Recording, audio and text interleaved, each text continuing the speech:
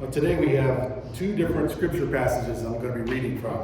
One is from the Old Testament, and the second one is from the New Testament. So you can see it. The words will be right there on the wall if you want to follow along. But I'll be reading that. And first I'm going to read from is the Old Testament book of Jeremiah, the prophet Jeremiah. So I'm going to read chapter 8, verses 4 through 7 from the book of Jeremiah. That's where we'll start.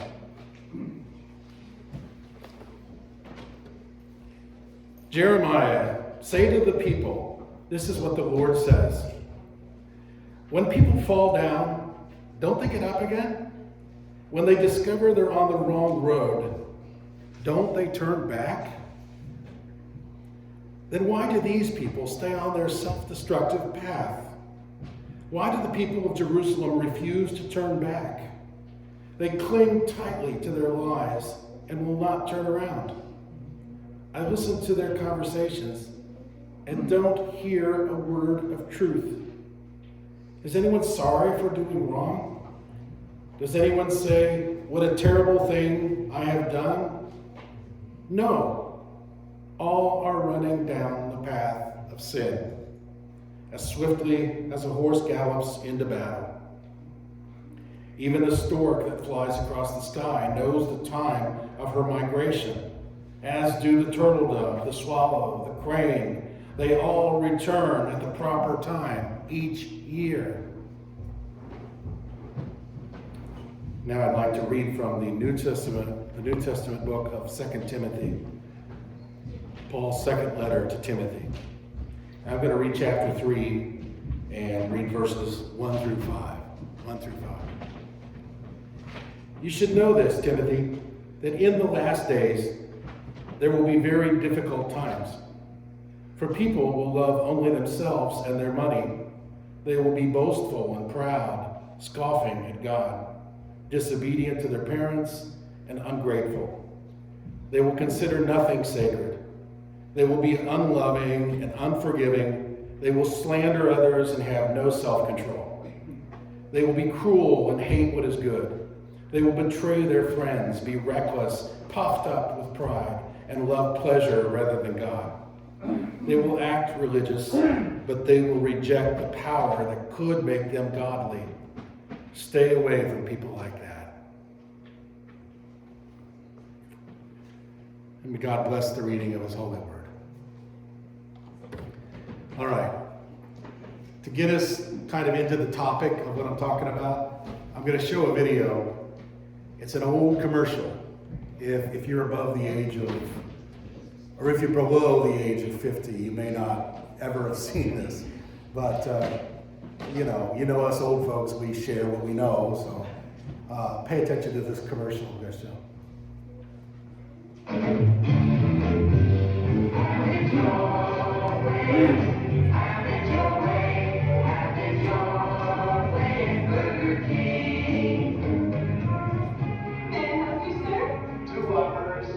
Juniors and 4 Coca-Cola. And will I have to wait long if you make one Whopper with no pickle and no lettuce? No, sir. All the pickle, all the lettuce, special orders don't satisfy. We ask you that you let us serve it your way. Oh, well, in that case, then I have the other Whopper with extra ketchup. Sure. We can serve your bully Whopper fresh with everything on top of anyway. Think it's proper. Now that's the way to do things. All right. Have it your way. Have it your way at Burger King. By the way, if you ever walk into Burger King and that happens to you, you may want to make a doctor appointment or something. Okay, that was the slogan, have it your way. I don't even know if they're using that slogan anymore. Now it's just kind of this big cartoonish king with a big puffed up head that dances around like crazy. And, I think that's what happens if long enough you have things your own way. But I'm not sure about that. That's my presumption. But have it your way is something that appeals to all of us. We all want to have it our way. I mean, we're from day one, right? We have to teach infants, children, toddlers, You don't get it your way sometimes. You know, it doesn't always happen that. It doesn't go down like that. All right, but that's what they want. That's what we want. Since Adam, we have wanted it our way. And that commercial advertising campaign, brilliant. Brilliant. You could use that for anything. Suitcases, medicines, you could use it for anything. We're going to give it to you your way, just for you, just the way you want it. It's going to make you into the kind of person you want to be. That's the promise, okay? And it's kind of appropriate that we're talking about Burger King because we all want to wear the crown. We all want the crown, you know? It's just the way it is. And, you know, it's funny because, you know, if you go back in time, like 200 years, 1,000 years, and you would tell the doctor or the restaurant or the food, the grocery, whatever was there, the general store, I want to have things my way. Go to the hospital and say, I want to have it done my way. They'd look at you and they'd say, are you crazy? We don't do it your way. We do it this way. But it's funny. We are living in a time that our generation, because of technology and the computer and mass production, we're living in a day and an age where we can have it our way more than ever. We can get what we want customized the way we want to do things like no other generation had available to them. Nobody else has had this. We've got the power to have it our way much of the time. Much of the time. The choices that we have compared to our great-great-great-grandparents. You know, do you think they walked into the supermarket and saw aisles and aisles and aisles of 300 choices of soup? Okay? I'm exaggerating slightly, you know? Imagine them walking into a modern grocery and seeing 16, 24, 36 types of bread to select from. Styles, colors, flavors. Imagine that. What would they do with that? Well, they probably would be there about 6 hours. 6 hours.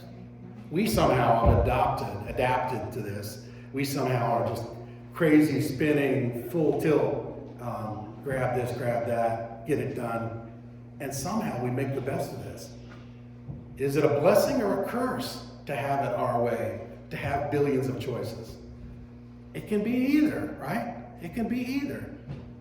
But look at what we've got in our generation. You know, we can have it our way when it comes to relationships. You can get in relationships on the internet, social media, where you control how many people you're talking to, how many friends do you have, whether you're going to talk at all, what you're going to share, what you're going to cut that someone else shares.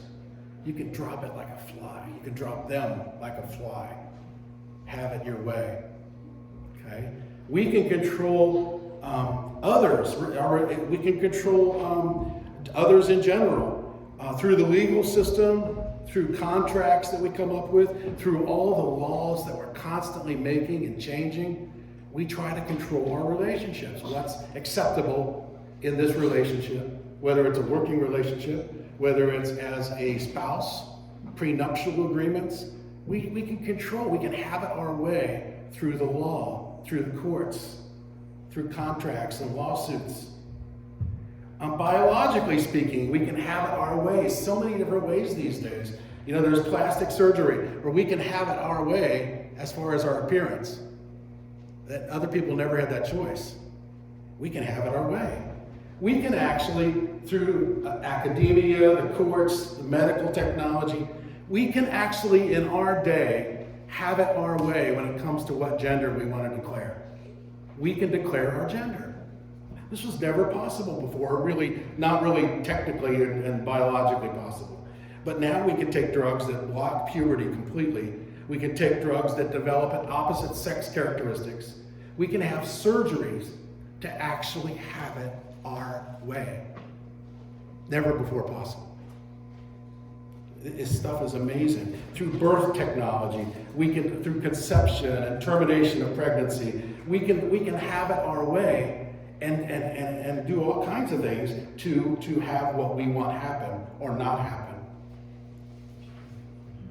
You know, it's just amazing. And I was talking about genders. You know, somebody can refer to themselves as non-binary, and that means they don't identify as male or female. I'm non-binary. Never knew what that meant until just a couple weeks ago. All kinds of choices. You know, but the problem is, there are benefits in some of these things. We have medically, for God's sake, look what we're able to do medically. That our grandparents, our parents wouldn't have even had that chance to live. And we can live because of this technology. We can extend our life. But there's consequences sometimes with all these choices, with the power of having it our way. There are some consequences that we have to navigate. There are some difficult problems here, some confusion, chaos that we did not intend and that we have great trouble controlling and understanding. It's made for a chaotic scene. There's a lot of confusion these days in relationships and marriage, and there's just a lot of confusion, and people didn't have to deal with this before. So there are some problems here. You know, another way that we have choices over life and death. We can control the end of our stories. You know, there's the Death with Dignity Act. Have you heard about this? It's kind of like assisted suicide. And in some states like California, Colorado, DC, Hawaii, Maine, New Jersey, New Mexico, Oregon, Vermont, Washington, you can actually ask a doctor to allow you to take your life through a concoction of medication, provided that the doctor says you have less than 6 months to live. You can choose the day of your death and the time of your death and the place of your death and how you're going to die. You can control that. Have it your way. It's become amazing, all the things that we can do in our generation. You know, we can extend our life through induced coma and machines. We can cryo-freeze our body or our heads, our brains, and plan to try and come back even someday. We can clone ourselves. It's not really proper these days, but who knows what next year will bring. You know, there are medications, there are treatments that nobody else has had access to. Nobody else. You know, the delusion, I was talking about the downside of some of this stuff. The delusion of our generation is that we are smarter than any other generation, that we have evolved into knowing everything, and we can be judge and jury over our lives and the lives of others. We have earned the right, we think, to have supreme control over our lives and our destinies. That we can take that into our hands, manage it, and be wise to deal with it. All the consequences. That we can have it our way. That we know what's best. Now, some questions here. I know that technology and our knowledge base has vastly grown over the last 100 years. But are we really any more wise than we were before? Do we have any more control, or are we just have more stuff to keep track of and try and figure out? And are we more scattered and more confused? Is there more peace in our generation than there was in generations prior? Are we more peaceful people, more loving people, more contented people? Has having more knowledge, more choices, more technology, more laws on the books, has that made us as a society more kind, more loving, more unified, more happy? I say no. I say for the most part, no. It's given us some real blessings, this technology. It's amazing what it's done, but I say it hasn't made us all that more better, certainly not more godly. I submit that our generation can be described increasingly with these words: restless, divided, confused, tired, angry, empty. Just look at the way we use words. I was talking about the word non-binary. That means that you're identifying yourself based on what you are not versus who you are. We twist and turn the language, use of words. It should be shared and universal meanings, not individual perceptions, how we use words. Language and communication and unity is in danger when we use language to determine reality, as opposed to using reality to base our language on. Our use of language has done more to shade and confuse than it's done to clarify. We're less clear when we say things sometimes. There is a reason that less people are coming to church, less people are keeping commitments, less people are satisfied. We have deceived ourselves, believing that we don't need God, that we can and should control our own lives and our own destinies without His help, without His opinion, without His power. That we are the authors and the terminators of reality, and that there are no absolutes. No one tells me